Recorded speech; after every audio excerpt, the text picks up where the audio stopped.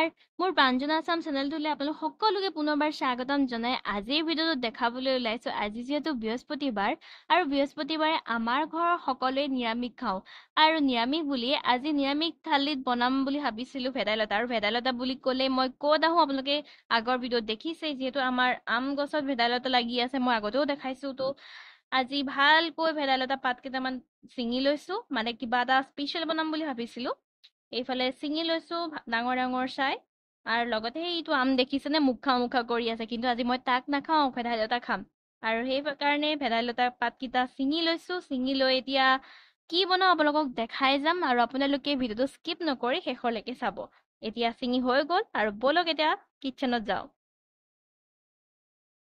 এইফালে দেখিছেনে সেইয়া সৰু বাটিটোত এয়া বুটৰ গুৰি মানে মিক্সিত খুন্দি লৈছিলো আৰু এয়া কণবিলাহীৰ চালাড আছিলে আৰু এয়া ক'লা ক'লা যে দেখিছে সেয়া তিলৰ চাটনি আৰু ইটো বাটিত আছে মচুন্দৰী কণবিলাহী কচুৰ পিটিকা আৰু এইফালে নৰসিংহ পাত কেইটামানো আনি লৈছিলো আৰু এইফালে ভেদাইলতাৰ পাতকেইটা ধুই ললো আৰু এইটো চৰিয়াত আছে মগু দালি এয়া মিক্সিত পিচি লৈছিলো এনেইতো মানুহে বেচনেই ইউজ কৰে মই আজি মগু দালি ইউজ কৰিম আৰু এয়া হৈছে ভোগ জিৰা আৰু ক'লা জিৰা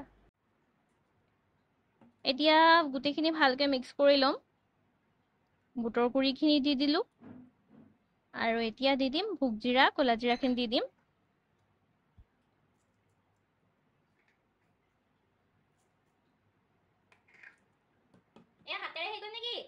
হাতেৰে কাম চলাই দিছোঁ আৰু কিমাননো চামুচ এটা ব্যৱহাৰ কৰি থাকিম আৰু এতিয়া ডাঙৰকৈ ভালছে পাত এটা আনি মিক্স কৰি ল'লোঁ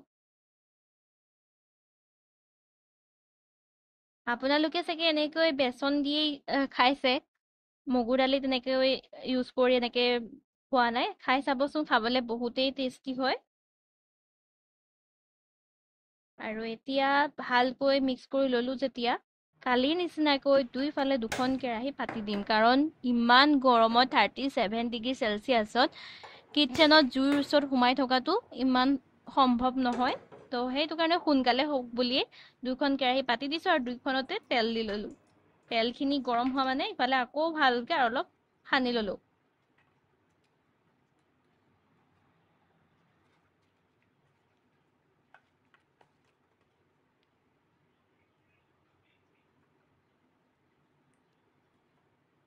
এতিয়া হৈ গৈছে আৰু কেৰাহীত এইফালে দি দিছোঁ ভেদাইলতা পাত আৰু এইফালে নৰসিংহও দি দিছিলোঁ এইটো নৰসিংহটো হৈয়ে গৈছে পিছে ভেদাইলতাৰ পাতটো অকণমান প্ৰব্লেম দিছে বাৰু এনেইতো বেচন দি বনোৱা হয় তো আজি মগুৰ দালি দি বনালোঁ কাৰণে অকণমান প্ৰব্লেম দিছে তথাপিও কিন্তু খাবলৈ চাগে ভালেই হ'ব নৰসিংহটো বাৰু ঠিকেই আছে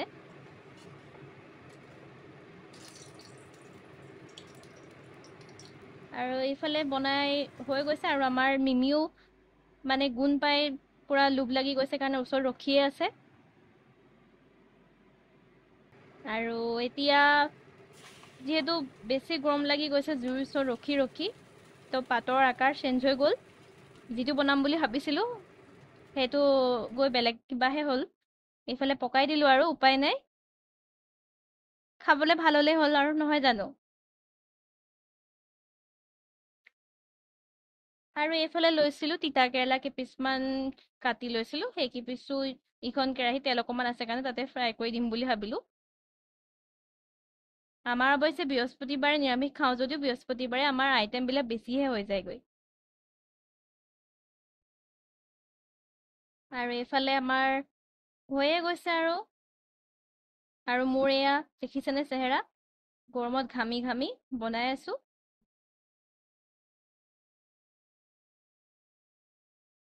আৰু এয়া হৈ গৈছে